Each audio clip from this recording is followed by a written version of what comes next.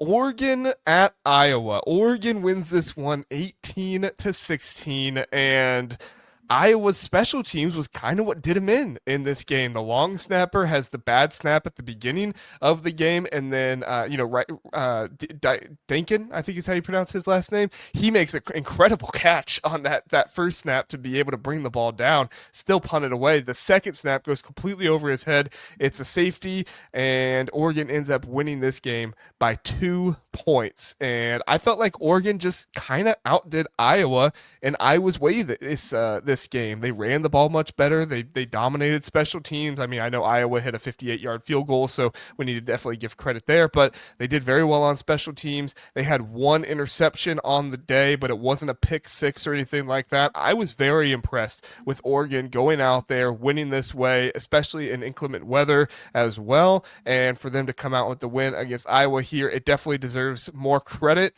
And there's no reason why Oregon should have dropped in the AP poll after getting this win. It's pretty preposterous in my opinion, but that's a conversation for another day. Sam, your thoughts on this game? Did they drop behind Ole Miss? Is that they dropped behind? Yes, Ole Miss beat the Citadel and they moved up one spot. Oregon beat Iowa on the road and they moved down one spot. Every reputable power ratings has Oregon probably favored by a touchdown over Ole Miss neutral field. Most power ratings have Ole Miss, like even with Washington, I've seen.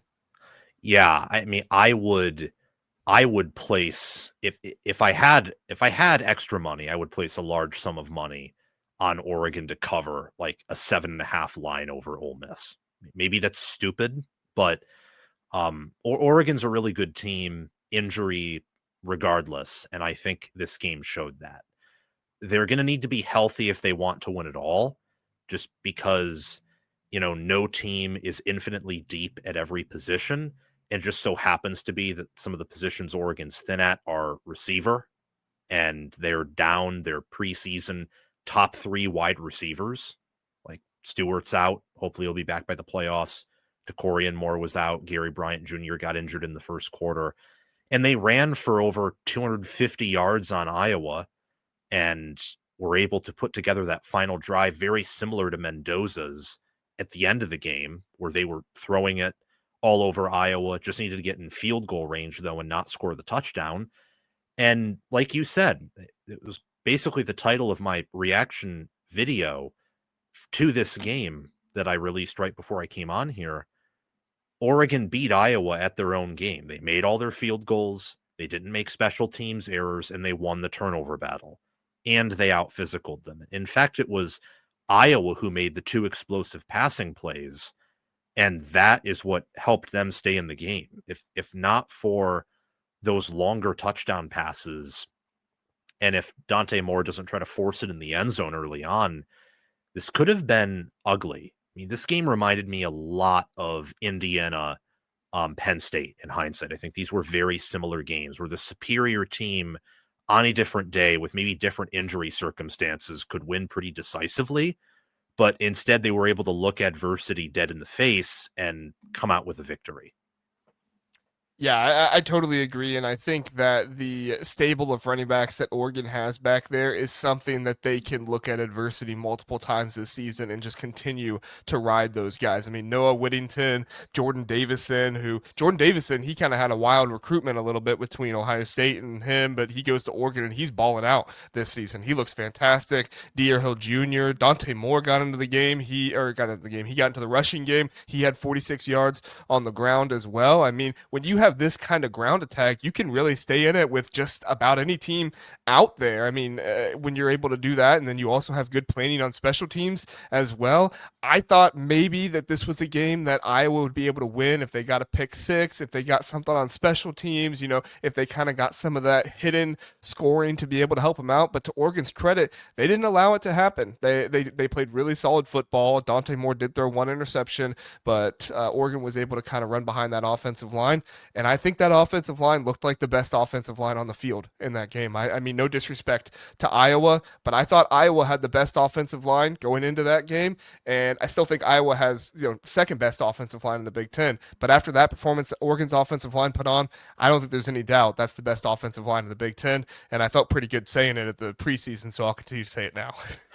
Yeah, it's I mean, they were down Alex Harkey, their right tackle, who's one of their better offensive linemen, and you couldn't really even tell. Dante Moore didn't get sacked. They got down the field pretty often.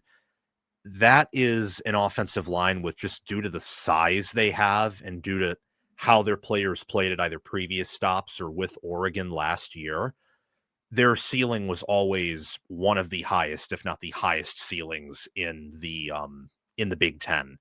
And I mean, the way they run the ball and get downfield, and you saw this against Penn State, you saw it against Indiana at times, though at other times Indiana just pushed them back.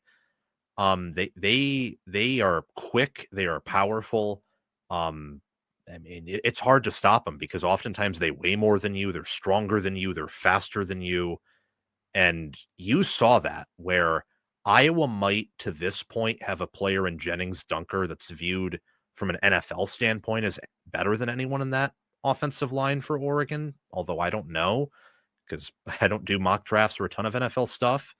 But in totality, what they're able to do, where they can bring in multiple offensive linemen or tight ends to do max protect passes, or the way they can get down the field 10 plus yards on blocks, is something I don't really see out of any other offensive line in the Big Ten. Totally agree. I mean, the combination of Will Stein right now and Alik Terry, the offensive line coach for Oregon, who, in my opinion, is the best offensive line coach in all of college football. That's why I was confident going into this game. For them to be out, Kenyon Sadiq too. We didn't even mention him. You mentioned Alex Oh, Harkey, but yes. Kenyon and Sadiq to not be in there either. It's a huge accomplishment, and it really speaks to this Oregon team and how Dan Laney got these guys up, and just what a motivator and everything he is as well.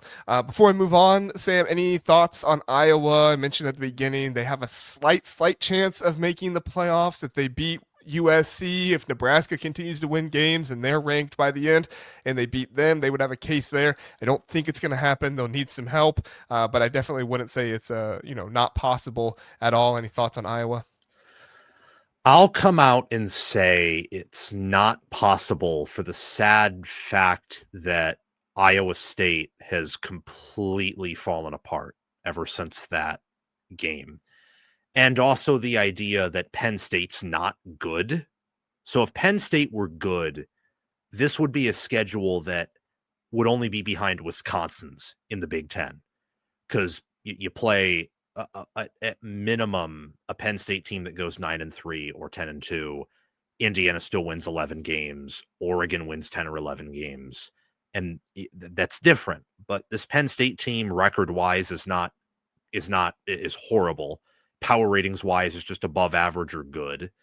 And yeah, I think that unfortunately, it's not possible. But maybe I'm wrong here. I mean, if there's a ton of chaos and a bunch of teams lose, and you know, Michigan drops it to Ohio State, and some of the other two lost teams get three losses, Iowa's played a tough enough regimen with Oregon and Indiana on that schedule to where they have something to hang their hat on for sure. Same with USC too on the schedule.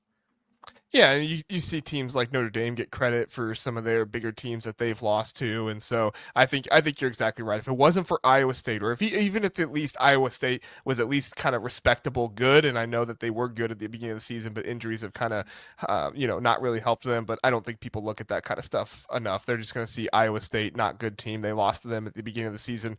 Can't put Iowa in the playoffs, and so yeah, if it's not impossible, it's very unlikely that it happens. So all right.